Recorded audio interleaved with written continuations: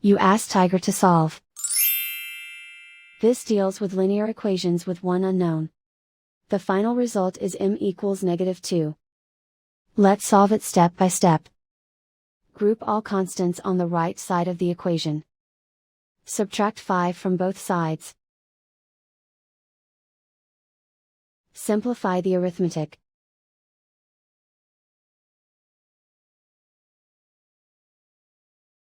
Convert the m into a positive number. Multiply both sides by -1.